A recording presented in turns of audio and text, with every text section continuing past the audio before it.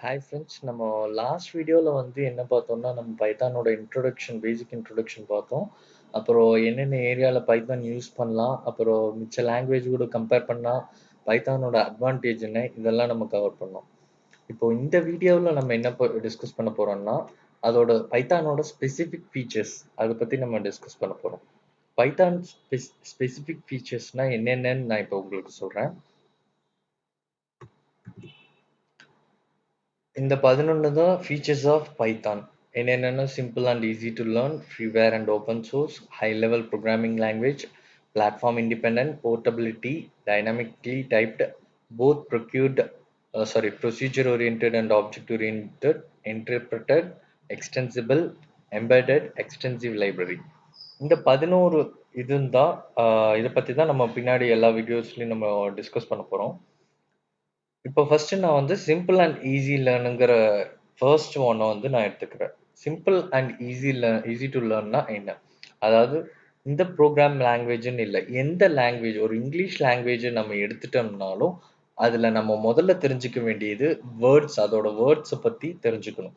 இப்போ இங்கிலீஷே எடுத்துக்கோங்க, அதில் நம்மளுக்கு எவ்வளோ வேர்ட்ஸ் இருக்குது? 26ன்னு சொல்லாதீங்க, ஏன்னா நான் ஆல்பபெட்டை பற்றி கேட்கல. வேர்ட்ஸ் எவ்வளோ இருக்குன்னா நம்மளால சொல்லவே முடியாது. ஏன்னா அது க்ரோர் கணக்குல இருக்கு. ஒரு டிக்ஷனரி எடுத்தீங்கன்னா எத்தனையோ வேர்ட்ஸ் இருக்குது. N number of words is that. So நம்மளுக்கு வந்து அந்த வேர்ட்ஸ் எவ்வளோ இருக்குங்கிறது நம்மளால கரெக்டாக சொல்ல முடியாது. ஆனால் அந்த அத்தனை வேர்ட்ஸையும் நீங்கள் ஒரு இங்கிலீஷில் பர்ஃபெக்டாக இருக்கணும்னா அந்த அத்தனை வேர்ட்ஸையும் நீங்கள் தெரிஞ்சுக்கிட்டா மட்டும்தான் முடியும். அதே மாதிரி நம்ம ஜாவா லாங்குவேஜ்னு எடுத்துட்டோம்னா அதில் 53 வேர்ட்ஸ் இருக்குது. 53 வேர்ட்ஸ் தெரிஞ்சிருந்தா தான் ஜாவால ஒரு எக்ஸ்பர்ட்டா இருக்க முடியும். ஆனா இப்போ இங்கிலீஷ் லாங்குவேஜ் கூட கம்பேர் பண்ணோம்னா ஜாவா லாங்குவேஜ் ஈஸி. வெறும் 53 வேர்ட்ஸ் தெரிஞ்சாலே நம்மளுக்கு போதும். அதே நம்ம பைத்தான் கூட கம்பேர் பண்ணோம்னா பைத்தான் ரொம்ப ரொம்ப ஈஸி. வெறும் 33 வேர்ட்ஸ் தெரிஞ்சிருந்தா நீங்க பைத்தான்ல வெரி எக்ஸ்பர்ட்னு சொல்லலாம். அந்த அளவுக்கு ஒரு கம்மியான வேர்ட்ஸ் தான் நம்ம பைத்தான்ல இருக்கு. அதே மாதிரி ஜாவா கோடு பைத்தான் கோடு எடுத்துட்டீங்கன்னா அதுல ரொம்ப நிறைய டிஃப்ரென்ஸ் இருக்கு. எப்படின்னா ஜாவா வந்து நம்ம ஒரு நிறைய கோட்ஸ் எழுதும்போது சில கோட்ஸ் எல்லாம் என்ன பஃபரிங் கோடு, ஸ்டோரேஜ்க்கு எழுதுறது அதெல்லாம் நம்மளுக்கு என்னென்ன புரியாது. அதாவது நார்மல் பர்சன்ஸ்க்கு வந்து புரியவே புரியாது.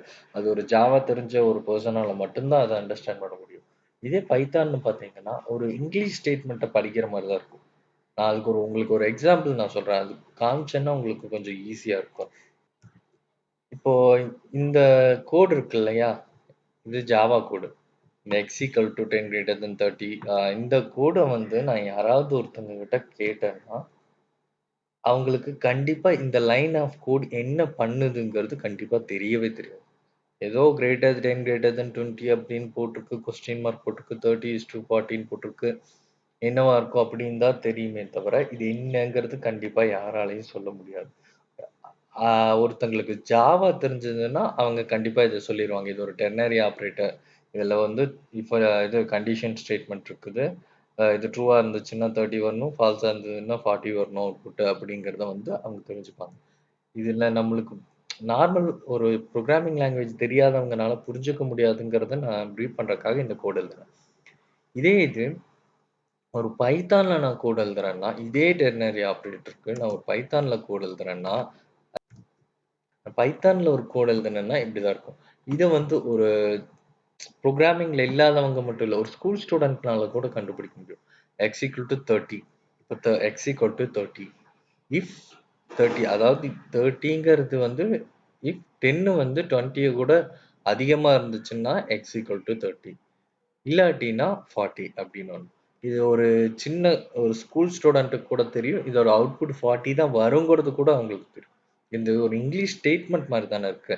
இது இதோட ஈஸினஸ் வந்து நான் உங்களுக்கு சொல்றேன். அந்த அளவுக்கு ஈஸியா ஒரு இந்த கண்டிஷன் ஸ்டேட்மெண்ட் மட்டும் இல்ல. பைத்தான்ல வர எல்லா சின்டாக்ஸும் வந்து ஒரு இங்கிலீஷ் வேர்ட ரீட் பண்ற மாதிரி தான், ஸ்டேட்மெண்ட் ரீட் பண்ற மாதிரி தான் நம்மளுக்கு எல்லா இதுவும் இருக்கும். இப்போ எக்ஸாம்பிள் பார்த்தீங்கன்னா, A = 10, B = 10ன்னு குடுத்துட்டோம். அதுல வந்து 2 ஈக்குவலா இருக்குதாங்கிறதுக்கு வந்து பார்த்தீங்கன்னா, A is B இப்படின்னு குடுத்துட்டோம்னாலே, நம்மளுக்கு அது ஈக்குவலா இருக்குதா? இல்லையாங்கிற ஒரு ஸ்டேட்மெண்ட்டுக்கான கோடு தான் இது. அதே மாரி பார்த்தீங்கன்னா, ஆம் இப்போ எம்ப்ளாயி இஸ் நாட் நன் அப்படின்னு சொல்லணும்னா, பைத்தான்ல வந்து பார்த்தீங்கன்னா, if EMP is not null. இது பார்க்கறதுக்கு நம்மளுக்கு ஒரு இங்கிலீஷ் ஸ்டேட்மெண்ட் மாரி தான் இருக்கும். ஆனா இது இங்கிலீஷ் ஸ்டேட்மெண்ட் இல்ல. Perfectly it is an Python code. So இது வந்து பைதான் கோட் வந்து நம்மளுக்கு வந்து இங்கிலீஷ் ஸ்டேட்மெண்ட்ட படிக்கிற மாரி தான் ஃபீல் இருக்குமே தவிர, அதோட ஈஸினஸ் இவ்ளோ ஈஸியா இருக்கும். ஒரு இங்கிலீஷ் ஸ்டேட்மெண்ட் படிக்கிற அளவுக்கு. நம்மளுக்கு வந்து ஒரு காம்ப்ளிகேட்டட் ஜாவா காம்ப்ளிகேட்டட்ல கோட் மாரி இருக்காது. அதே மாரி பைத்தான்ல நான் 33 ரிசர்வ் வேர்ட்ஸ் சொன்னேன்ல, அதுல 33 ரிசர்வ் வேர்ட்ஸ்ல கிளியரா இருந்துட்டோம்னா, அவங்க தான் பைத்தான் எக்ஸ்பர்ட்ன்னே நம்ம சொல்லிக்கலாம். நம்ம பைத்தான்ல இன்னொரு அட்வான்டேஜ் பார்த்தோம்னா, நான் ஆல்ரெடி ஃபர்ஸ்ட் வீடியோலயே சொல்லியிருக்கேன். Python is a concise code. அப்டின்னா லெஸ் கோட். அதனால என்ன யூஸ்ன்னா, இப்போ டெவலப்மென்ட் டைம் வந்து கம்மியாச்சுன்னா, நம்ம காஸ்ட் ஆஃப் ப்ராடக்ட்டும் கம்மியாகும். அதே மாரி லென்த் ஆஃப் த கோட் வந்து கம்மியாச்சுன்னா, அதோட ரீடபிலிட்டியும் நம்மளுக்கு இம்ப்ரூவா நல்லா ஒரு ஈஸினஸ்ஸா இருக்கும். யாரா இருந்தாலும் அத அண்டர்ஸ்டாண்ட் பண்ணிக்க முடியும். ஆம், அது மட்டும் இல்ல, நான் உங்களுக்கு இன்னொரு எக்ஸாம்பிள் சொல்றேன். இப்ப நான் என் மெஷின்ல வந்து xyz.txt ஃபைல்னு ஒண்ணு வச்சிருக்கேன்னு வச்சுக்கோங்க. அதுல வந்து நான் கன்டென்ட் ஹலோ இப்போ நான் ஃபைல் வச்சிருக்கேன். இந்த ஃபைல்ல ஹலோ பைத்தான்னு நான் போட்டு xy.txtன்னு சேவ் பண்ணிட்டேன். இப்போ இதுல இருக்கிற கன்டென்ட்ட நான் படிக்கணும்னாலும் பைத்தான்னால முடியும். அதுக்கான கமாண்ட் என்னன்னு பார்த்தீங்கன்னா,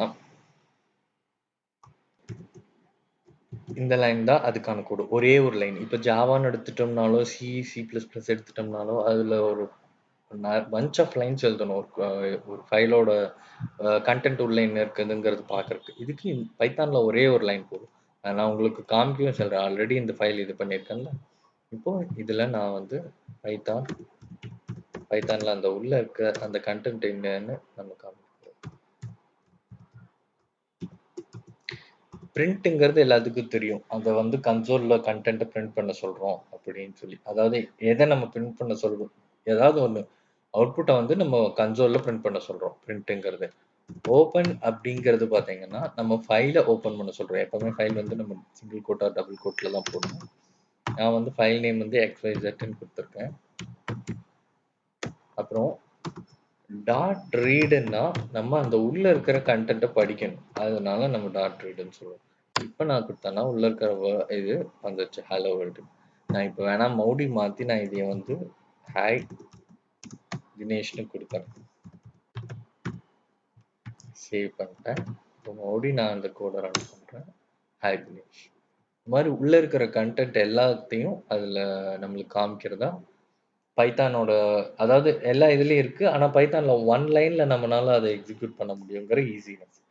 அதனால தான் இத வந்து மிச்ச லாங்குவேஜ் கூட கம்பேர் பண்ணோம்னா, பைத்தான் வந்து simple and easy to understand, easy to learn அப்படிங்கிறாங்க. ஓகே ஃப்ரெண்ட்ஸ், இன்னைக்கு இந்த டாபிக் நான் ஃபீச்சர்ஸ் ஆஃப் பைத்தான் பத்தி எடுத்திருக்கிறேன். அதுல ஃபர்ஸ்ட் டாபிக் மட்டும் எடுத்திருக்கேன். ஃபர்ஸ்ட் ஒண்ணு. இந்த வீடியோ உங்களுக்கு பிடிச்சிருந்ததுன்னா லைக் பண்ணுங்க, சப்ஸ்கிரைப் பண்ணுங்க, மறக்காம பெல் பட்டன் அமுக்குங்க. Thank you friends.